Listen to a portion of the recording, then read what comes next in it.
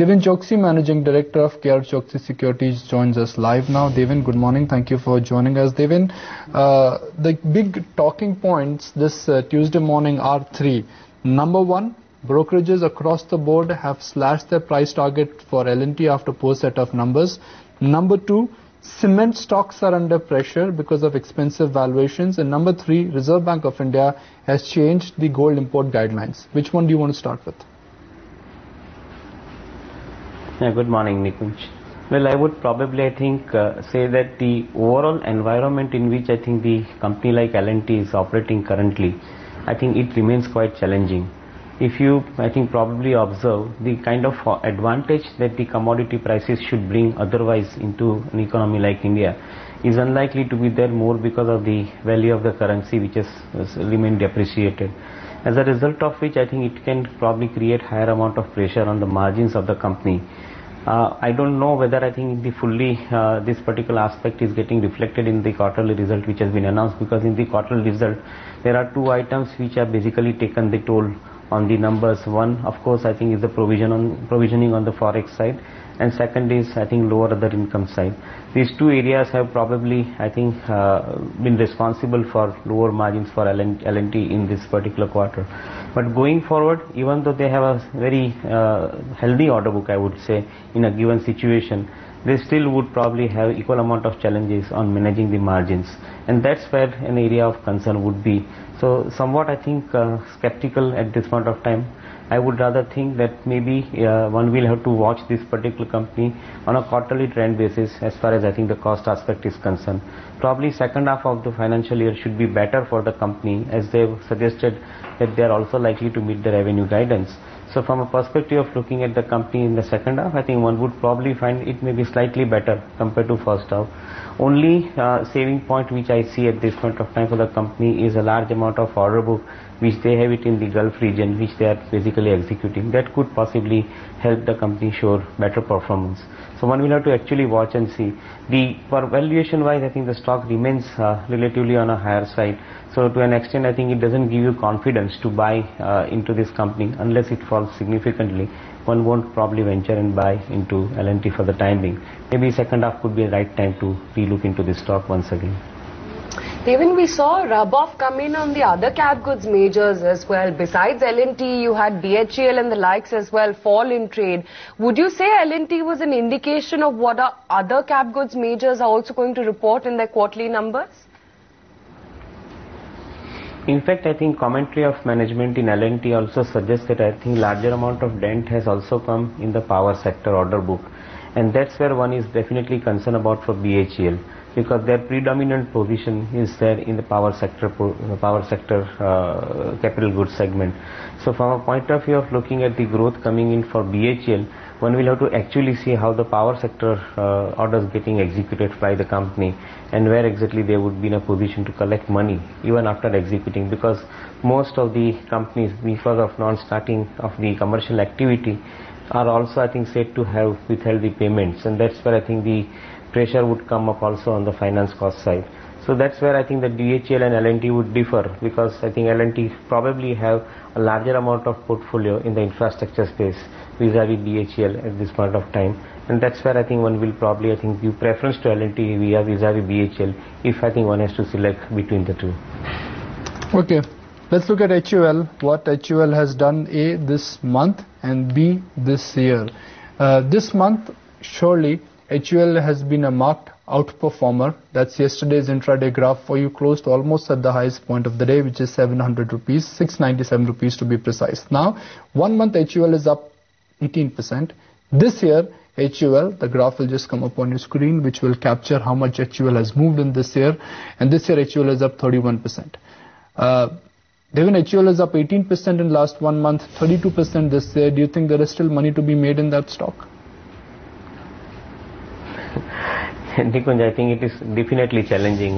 Given the valuation at which the stock is quoting right now, unless the company shows a kind of an ability to acquire a target on an inorganic basis, wherein they probably end up making the bottom line addition on a current equity, I don't think that this valuation would ask anybody to jump into and probably buy the expensive stocks like HUL.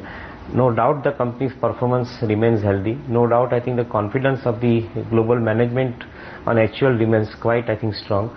But the fact remains that it is quoting at a higher valuation. Now, to justify that higher valuation, certainly one will have to see a quantum jump happening into the profits of the company, and that could happen probably through inorganic growth manner. Organically, I don't expect the company to grow beyond 15% as we have seen in earlier past. So from that perspective, I don't see, I think, the immediate triggers coming in for the company. Maybe technically the stock is getting adjusted in the portfolio. Maybe the weight balancing is taking place at this point of time. Maybe I think the risk aversion is asking for people staying with this particular stock. But given day when the appetite increases in the economy to buy into some of the riskier assets, probably you might see some amount of tapering off or cool off in the expensive valuations likes of HUL. So wouldn't buy into it, but certainly I think if I'm holding on at a lower cost, I have no business to sell at the same time, I think, because it gives me steady portfolio performance at the same time.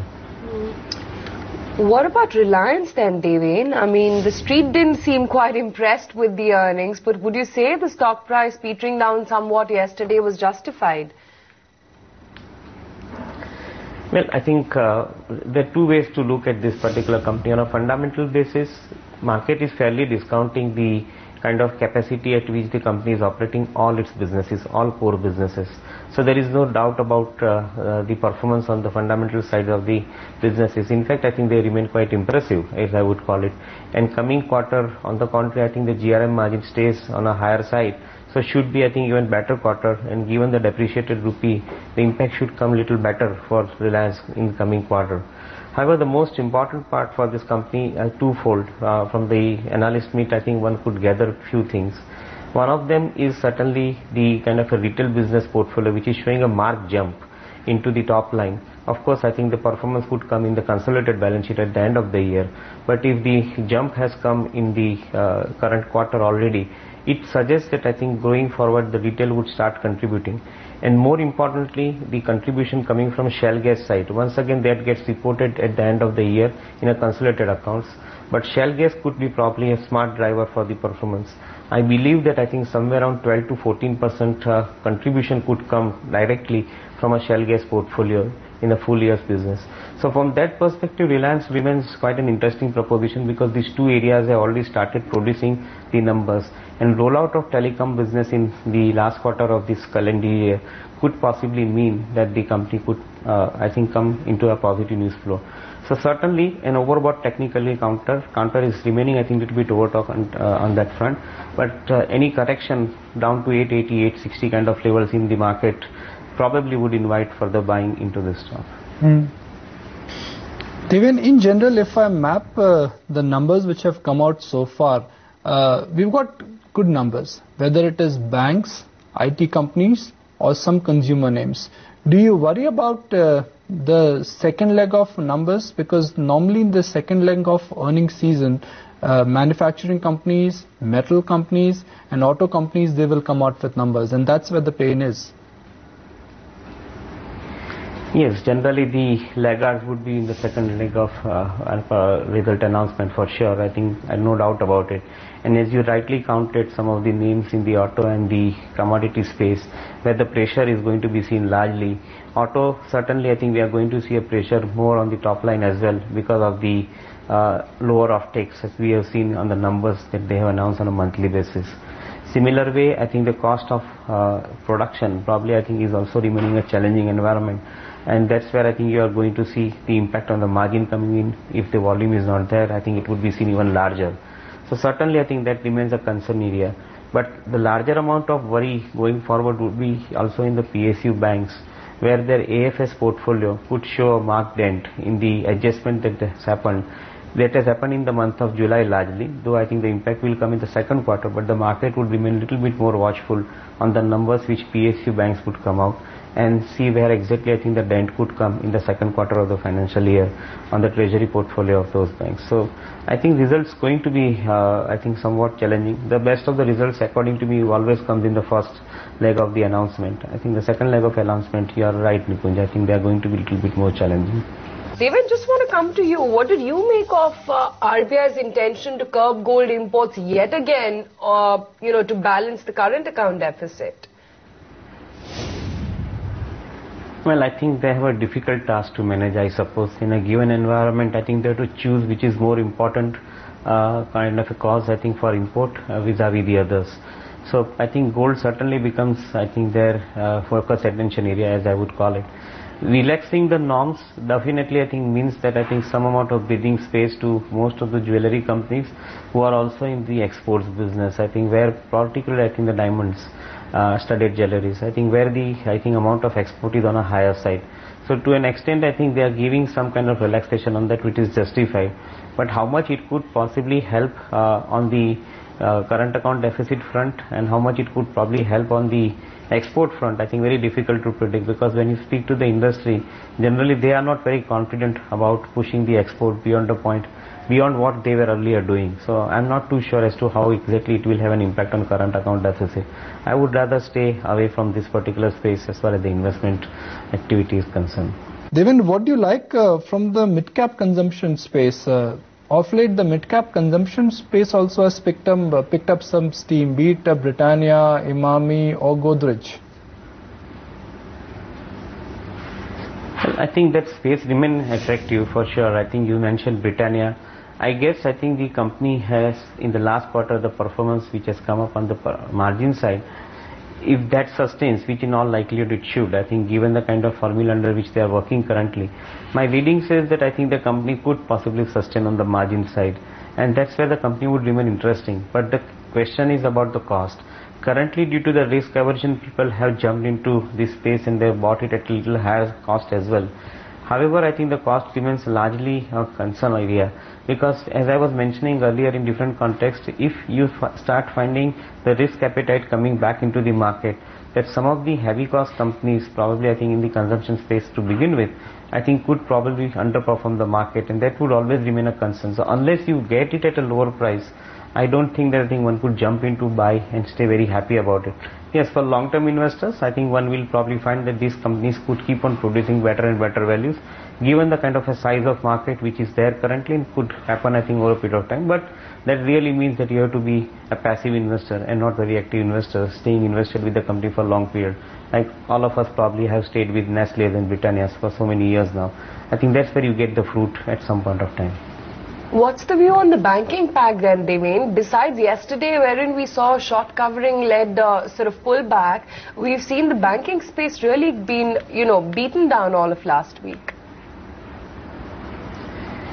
Yes, I think it's an area of concern for sure. I think on two counts, some of the NBFC companies which were up till now looking quite interesting, having applied for the banking license, I think that adds to the complexity on the valuation side because of the non-banking holding companies question coming up here in this case. So I think that's an area of concern for many of the NBFC companies. But largely for the PSU banks, as one would like to remain a little bit watchful, which I said a while back, I think one would definitely look at the AFS portfolio. In a rough cut calculation that we did, I think we find that most of the banks' AFS portfolio could possibly have a negative impact of between 7% to 11% on the bottom line of the company. And that sounds, I think, a little bit more concerning. Because of the policy action overnight, I think if this bank's portfolio, treasury portfolio, starts showing the negative impact onto the bottom line of the companies, I think that could mean that already battered down valuations of some of the PSU banks could mean that I think they would remain under pressure, and probably the interest for buying into those banks may not probably immediately come because of, I think, the people would not like to jump into it. So this is an area where I think which would remain a little bit more concerned. Within private sector space, I think those banks which have been valuing at a reach valuation, they've also paired off almost, I think, 7 to 10% kind of a gain from where I think they were quoting at one point of time. They have started quoting lower by that much of margin. So private sector banks remain interesting, but at what price? Maybe I think one will have to look at likes of IndusInd Bank and Yes Bank at a valuation which is lower compared to what they are quoting currently. If that does happen, then I think it will be an opportunity to buy afresh into those companies. Right, Devan, really appreciate your time, and thank you for joining us with your robust and valuable ideas.